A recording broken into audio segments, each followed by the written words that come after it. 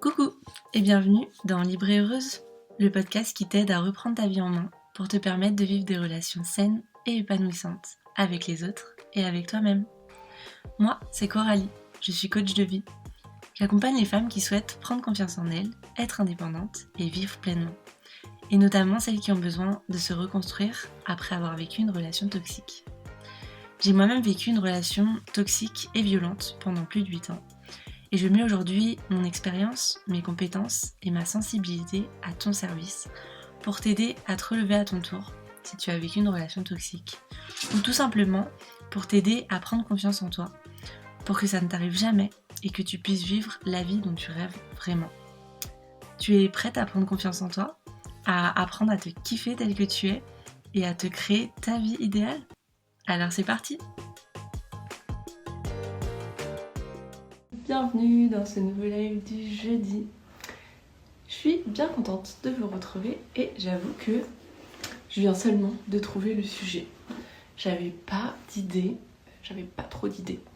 Et puis, comme d'habitude, je me suis inspirée de ma propre vie, de ce qui se passe en coaching, de ce que me racontent mes coachés, de ce que me racontent les gens autour de moi. Et je me suis dit, ça c'est un sujet hyper intéressant. Du coup, aujourd'hui, on va parler un petit peu de la différence entre la patience et la persévérance. Comment un petit peu cultiver, notamment la persévérance. À quoi sert l'un, à quoi sert l'autre. Qu'est-ce que ça nous apporte. Quelles sont les limites, tout ça. On va voir où ça nous emmène. Parce que comme d'habitude, je le fais au talent. Je laisse venir ce qui vient. Alors, c'est parti. Patience vs persévérance. On y va. Je vais commencer par vous expliquer un petit peu mon parcours par rapport à ces deux termes, par rapport à ces deux notions, parce que moi j'ai toujours pensé que j'étais pas très patiente, pas très persévérante, et pourtant je suis très très têtue. Et c'est très bizarre du coup, je trouve, de penser à la fois que je suis pas persévérante, alors que je suis hyper têtue, que tout le monde vous le dira autour de moi. Tout ça, déjà, ça venait du fait que je pense j'avais pas les bonnes définitions des termes. C'est pourquoi nous allons commencer par des petites définitions à ma sauce, bien sûr. Alors, la patience et la persévérance, si tu veux, pour t'expliquer, le plus simple, c'est de se resituer dans le « je subis » et « j'agis ». Des termes et des notions que j'utilise tout le temps en coaching et qui sont très importantes. La patience, c'est plus un état dont on va pouvoir faire preuve dans une situation qu'on subit.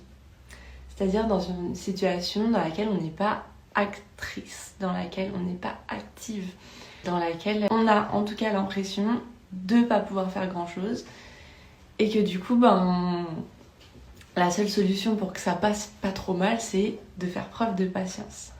La persévérance, elle intervient plutôt dans les situations du coup où tu vas être active, où tu vas agir. Et c'est donc la patience, le fait de savoir attendre que les choses arrivent, que, la patience, on n'a pas le choix des fois d'en avoir quand on attend les résultats d'un examen. Voilà, t'as été à tes cours, t'as révisé, t'as passé l'examen, maintenant tu peux plus rien faire d'autre que d'attendre, de savoir si c'est bon, si c'est pas bon, voilà, quel sera le résultat. La persévérance, c'est du coup peut-être le stade d'avant, d'aller en cours, de réviser, de tout donner à l'examen. Et ensuite, voilà, là tu peux plus rien faire. J'espère que c'est clair. Normalement, ça devrait. Là où peut y avoir un petit micmac, du coup, c'est quand tu essayes de faire preuve de patience parce que tu attends que les choses, elles te tombent toutes seules, toute belle directement dans le creux de ta main. Et il y a des situations où du coup voilà, la patience elle va pas vraiment te servir. Ou finalement si t'as cette qualité, qui est très souvent une qualité, parce que voilà, je sais pas, t'es dans la salle d'attente du médecin, ça sert sûrement à rien de t'énerver parce qu'il y a de l'attente. Et parce que il va falloir prendre ton mal en patience et attendre que les autres passent pour que ce soit ton tour. Donc faire preuve de patience, ça va vraiment te servir à ce moment-là. Alors que dans une situation où ben tu vas te dire oui, bah je fais preuve de patience, j'attends que les choses se fassent d'elles-mêmes, j'attends que ce soit le bon moment, j'attends d'avoir le temps, j'attends que ci, que ça, que les planètes s'alignent pour que ce que je veux me tombe dessus. Eh bien, il va falloir vraiment que tu sois extrêmement patiente et que tu sois prête aussi à ce que ça n'arrive jamais parce que il y a des moments dans la vie, il faut passer à l'action pour que les choses elles changent, pour que tu puisses obtenir ce que tu veux, pour que tu puisses en tout cas au moins essayer et tenter les expériences qui te font vibrer, qui te donnent envie. Et c'est là que la persévérance va intervenir parce que peut-être que tu es comme moi naturellement et que c'est quelque chose que tu vas peut-être devoir travailler ou que tu as dû travailler. Peut-être que toi t'aimes bien quand les choses elles arrivent tout de suite. T'as envie de t'acheter un truc, tu vas te l'acheter. T'as envie, je sais pas, d'aller au resto, et bien tu te dis on va au resto. C'est super bien de dire ce que tu veux et de mettre en place les choses. Mais pour des projets un peu plus long terme, des projets un peu plus gros, des choses que tu veux vraiment dans ta vie et qui demandent plus d'investissement, plus de temps, plus d'étapes, là, il va falloir avoir de la persévérance. Parce que si tu as juste de la patience, tu vas pas mettre les choses en place, tu vas pas te donner les moyens. Et donc certainement, les choses vont pas arriver. Et si juste tu as envie que ça arrive tout de suite, tu vas te décourager très très facilement. Et c'est pour ça que la persévérance, c'est une qualité qui peut être très importante, mais comme j'aime bien me dire très souvent, c'est pas forcément un truc qui est inné et c'est pas pas de bol, moi je suis pas persévérante donc tant pis, je peux pas mener de projet, je peux pas faire des choses sur le long terme, moi c'est soit c'est tout de suite soit c'est rien.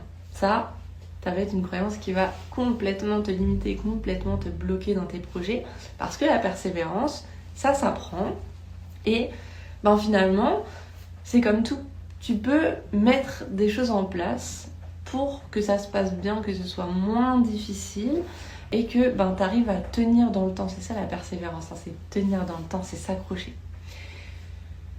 Petite chose que j'avais quand même envie de préciser, ce n'est pas parce qu'on va parler de persévérance aujourd'hui et donc de s'accrocher et donc de tenir dans le temps, de passer des moments un peu moins fun, etc., que ça veut dire que t'as pas le droit de lâcher, que t'as pas le droit d'arrêter, que t'as pas le droit parfois de te rendre compte en fait que non, c'est plus ça que tu veux. T'as toujours le droit de changer d'avis, t'as toujours le droit de t'écouter et de te rendre compte que ça finalement c'est pas pour moi parce que c'est trop dur, ça me demande des choses que j'ai pas envie de mettre en place. Mais il va falloir faire la différence entre finalement c'est pas le bon truc, finalement j'en ai plus envie maintenant, finalement ça ne me correspond pas et c'est un peu dur et je lâche parce que j'ai pas envie de me donner, parce que j'ai pas envie de faire un petit effort. C'est là que ça va être vraiment intéressant de faire la différence entre j'en peux plus, c'est trop dur, c'est pas mon truc et flemme, j'ai pas envie de me donner les moyens. Et c'est là aussi que ça va être important du coup de préparer le projet, d'y réfléchir, de mettre des choses en place vachement concrètes qui sont adaptées à toi, de te faire aider, de demander de l'aide, de discuter, de t'entourer pour que tu puisses persévérer et mener tes projets à bien. Et ça forcément, ça passe par tout ce que je te raconte tout le temps sur le coaching, mais en fait des choses que tu peux toujours mettre en place par toi-même.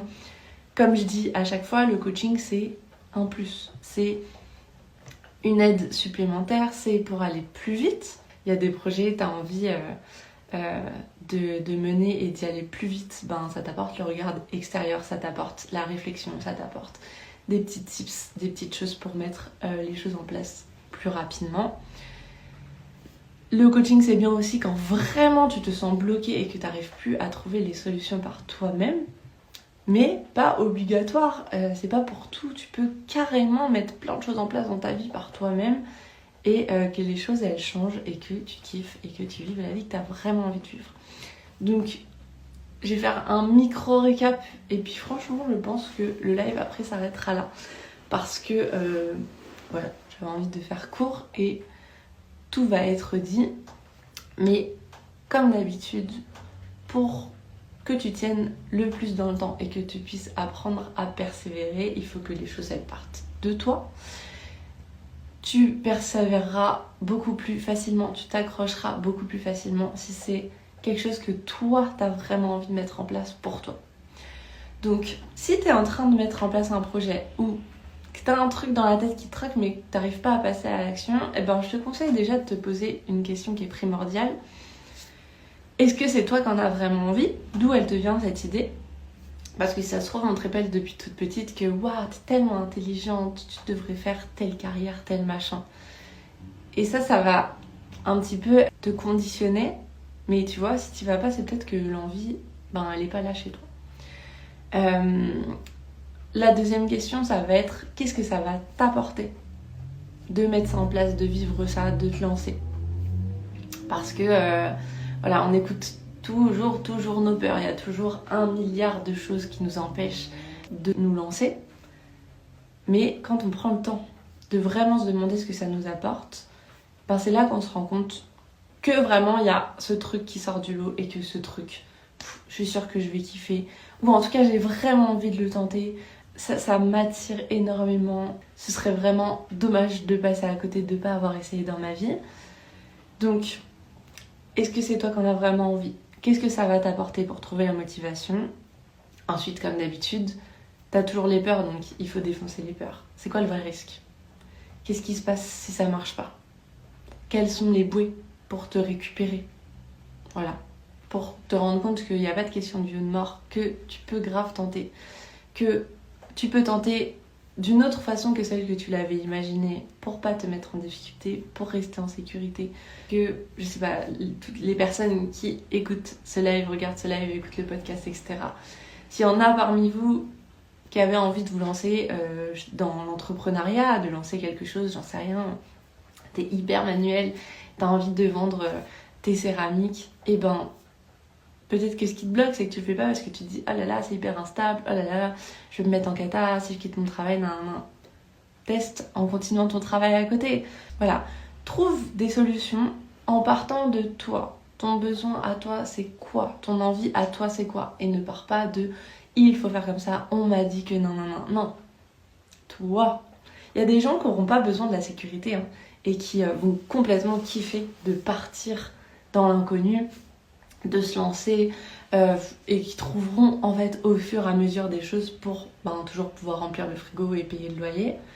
Et il y en a d'autres qui vont avoir besoin pour se lancer de se sentir en sécurité. C'est quoi ta façon à toi de te lancer pour te sentir bien ? C'est quoi la meilleure façon pour toi ? C'est ça la question que tu dois te poser. Là, je parle d'entrepreneuriat, mais c'est vraiment valable pour tout et pour n'importe quoi. T'as envie de déménager, t'as envie de quitter la région, t'as envie de changer de travail, t'as envie de changer de personne avec qui tu vis, t'as envie d'avoir un enfant, t'as envie, j'en sais rien, n'importe quoi, pour tout. Vraiment. Pour que ça tienne et que tu puisses en fait avoir cette persévérance, il faut que ça vienne de toi, que tu t'écoutes, que tu fasses à ta manière au maximum.